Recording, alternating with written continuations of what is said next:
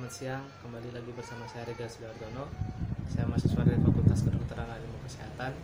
Di sini saya akan melakukan tindakan resusitasi jantung paru pada bayi baru lahir, di mana tindakan ini dilakukan pada bayi pada saat melakukan persalinan normal. Biasanya pada bayi yang sering terjadi henti nafas. Di sini saya akan melakukan tindakannya. Kurang lebih waktunya 5-10 menit. Sebelum melakukan tindakan, adapun alat yang akan digunakan yaitu ada balon sungkup, sumber oksigen, sarung tangan, stetoskop, jam tangan, saksion, selimut bayi, kasa, bengkok, gaun, tempat bayi, lengkap dengan lampu pemancar. Di sini saya tidak akan menggunakan seluruh alatnya karena keterbatasan alat. Saya akan menggunakan dengan bahan lain. Tapi saat saya melakukan tindakan, saya akan menyebutkan alat apa yang akan digunakan. Oke, sebelum melakukan tindakan, pastikan yang pertama kita mencuci tangan terlebih dahulu. Cuci tangan dan melangkah di bawah air mengalir dengan menggunakan sabun.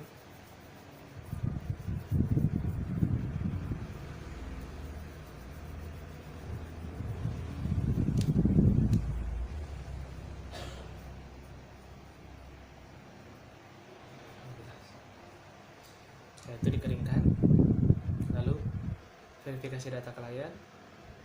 Setelah itu dekatkan alat ke meja klien. Baik, kita masuk pada langkah yang pertama, yaitu gunakan sarung tangan terlebih dahulu. Setelah itu gunakan topi untuk melindungi kepala. Setelah itu gunakan gaun. Gaun itu adalah baju pelindung untuk perawat.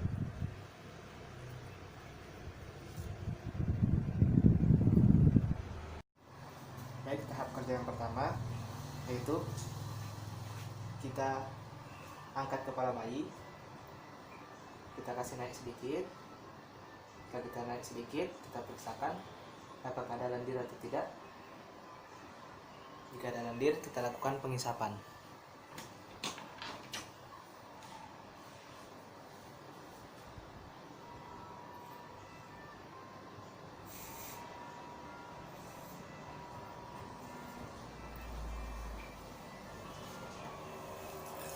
Setelah itu kita periksakan apakah ada pengembangan dada atau tidak. Jika tidak ada, kita dengarkan denyut jantungnya.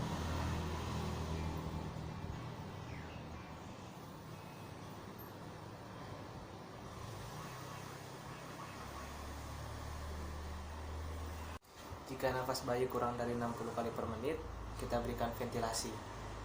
Ventilasi itu dengan menggunakan balon sungkup. Jadi itu alatnya ditaruhkan di area mulut dan hidung bayi. Kita letakkan. Terus kita masukkan oksigen. Setelah kita masukkan oksigen,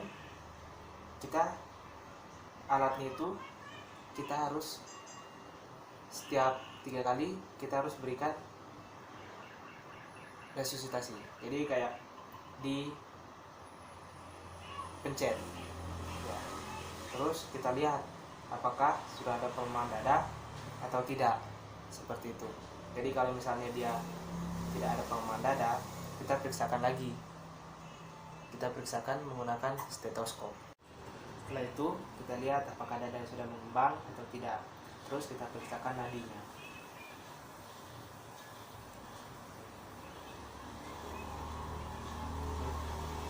Jika nadinya sudah kita periksakan, sekarang kita lihat apakah pada bayi ada tanda-tanda kemerahan atau kebiruan. Kebiruan itu biasa disebut dengan sianosis. Misalkan jika tidak ada, kita lakukan pengelapan pada bayi. Jadi pengelapan ini dilakukan untuk mengelap sisa-sisa bekas persalinan. Ini juga fungsinya untuk merangsang di mana bayi dapat bernafas dengan baik serta dapat menangis seperti itu.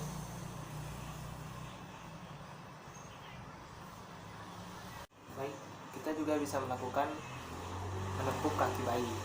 Jadi kaki bayi diangkat, di bagian telapak itu ditepuk. Setelah ditepuk, kita periksakan lagi nadinya, nafasnya, sama kulit bayi. Jika tidak ada perubahan, kita lakukan resusitasi jantung paru dengan dibantu oleh asisten. Baik, di sini kita akan melakukan resusitasi jantung paru pada bayi yang akan dibantu oleh asisten saya. Baik, ini alatnya. Pastikan penutupnya menutupi mulut dan hidung. Dilakukan dalam 3:1 sebanyak 30 siklus dalam 2 detik. Pastikan penutupnya menutupi mulut dan hidung. Di bawah sternum, tangan kita yang kiri dan kanan melingkar di badan bayi, lalu jempol kita menekan untuk RJP-nya. Baik, siap? Kita mulai. 1, 2, 3. 1, 1, 2, 3. 2, 1, 2, 3. 3, 1, 2, 3. 4, 1, 2, 3. 5. Setelah kita lakukan RJP, kita evaluasi keadaan bayinya. Apakah sudah ada nadi atau belum, nafasnya seperti apa, terus apakah ada pengumaan dada, serta warna kulitnya. Jika nadinya kurang dari 60 kali per menit, kita berikan ventilasi sebanyak 20 kali. Terus jika masih tidak ada nadi, kita berikan kembali RJP sebanyak 30 siklus.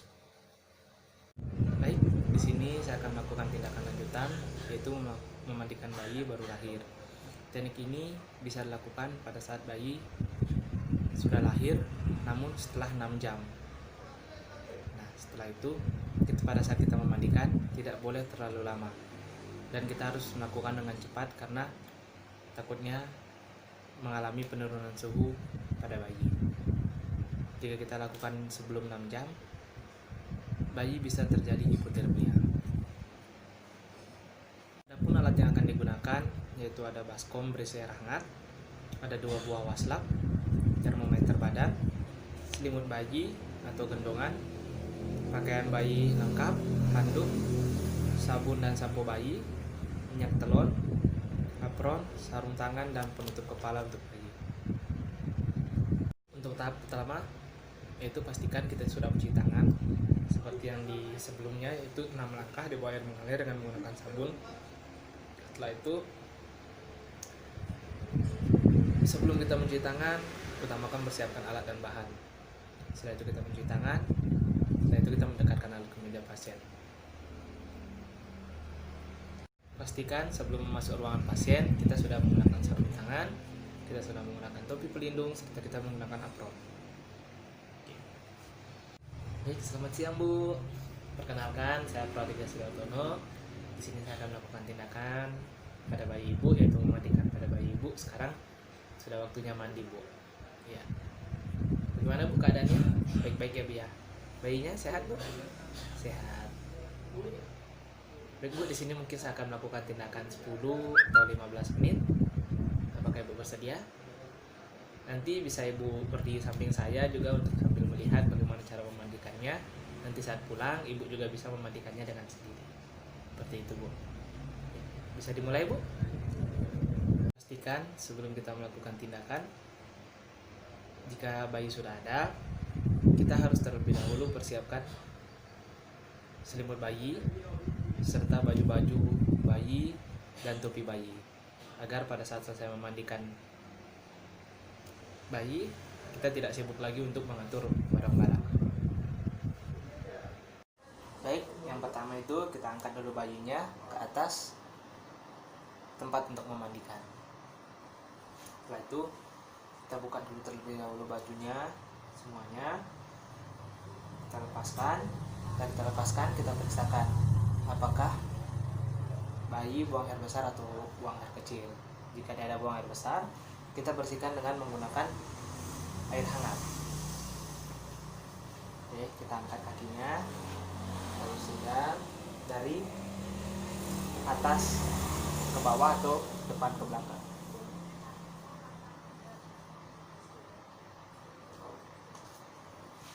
Kita sampai bersih ya. Baik, setelah itu di sini saya sudah menyiapkan ada 2 waslap. Waslap 1 itu untuk mengeringkan, atau waslap 1 nanti untuk membilas. Oke. Yang pertama, tahap selanjutnya itu kita lap terlebih dahulu bayinya. Kita lap dari bagian kepala. Utamakan bagian depan terlebih dahulu semua. Turun ke leher sampai ke kaki. Setelah itu bagian punggung.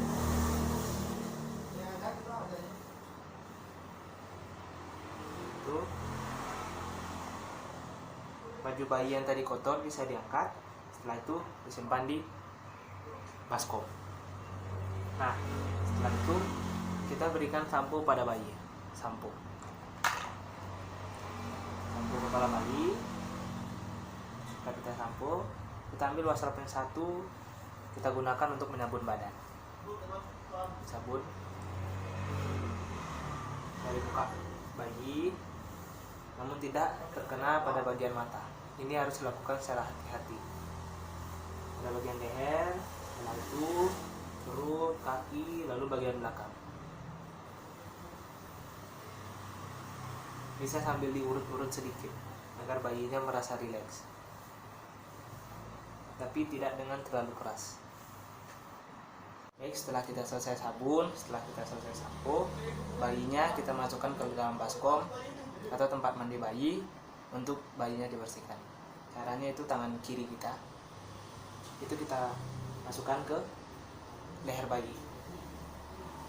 Jadi tangan 2 kita ini bisa digunakan untuk menjepit tangan pada bagian sebelah kiri bayi. Setelah kita jepit, tangan kanan kita gunakan untuk menjepit kaki. Nah, kita angkat seperti ini, terus kita taruh di baskom.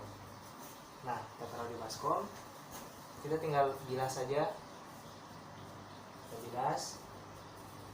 Setelah itu kita balik. Kita balik sama tangan sekarang, tangan kanan di depan.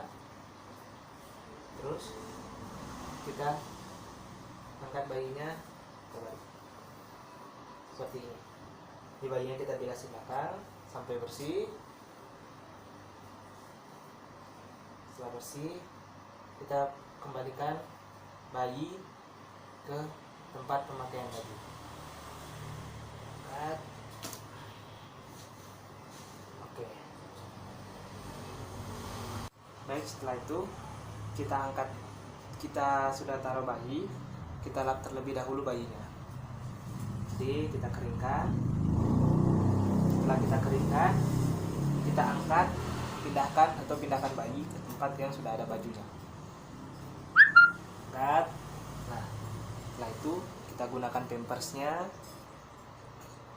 Setelah kita gunakan pampersnya, sebelum kita menggunakan baju, jangan lupa untuk mengukur suhu pada bayi. Setelah kita ukur suhu pada bayi, kita gunakan keseluruhannya bajunya. Sebelum menggunakan baju juga, jangan lupa untuk menggunakan minyak telon. Minyak telonnya dipakai sambil dipijat-pijat perut bayinya. Setelah itu di dadanya, di punggungnya. Tidak lupa juga kita bisa menggunakan salep atau gel gitu ya. Itu kita gunakan di bagian selangkangan bayi atau ya selangkangan bayi sama ketiak dan leher. Itu fungsinya untuk agar bayi tidak kemerahan di bagian sela-selanya. Seperti itu. Setelah itu kita gunakan keseluruhannya. Topi bayi kita gunakan. Setelah kita selesai melakukan tindakan, kita berikan kembali ke ibunya. Baik Bu, jadi bayinya sudah selesai saya mandikan, bayinya sudah bersih, suhunya juga masih normal. Nanti jika Ibu membutuhkan bantuan dari saya atau sudah saat bayinya mandi kembali, silakan memanggil saya ya Bu. Ya. Ada yang ingin ditanyakan Bu? Tadi sudah paham sedikit ya tentang cara memandikannya. nanti jika saya memandikan lagi, Ibu bisa perhatikan agar Ibu bisa terbiasa sendiri. Ya. Baik Bu, terima kasih Bu, saya pamit. Selamat siang. Setelah kita melakukan tindakan, kita bereskan alat-alat, kita lepaskan semua alat yang kita gunakan, sarung tangan, apron, masker, serta topi pelindung. Setelah itu kita mencuci tangan sama 6 langkah di air mengalir, lalu kita keringkan. Baik, itulah sekian video dari saya. Mohon maaf jika banyak kesalahan atau kekurangan. Sekian dari saya. Terima kasih dan selamat siang.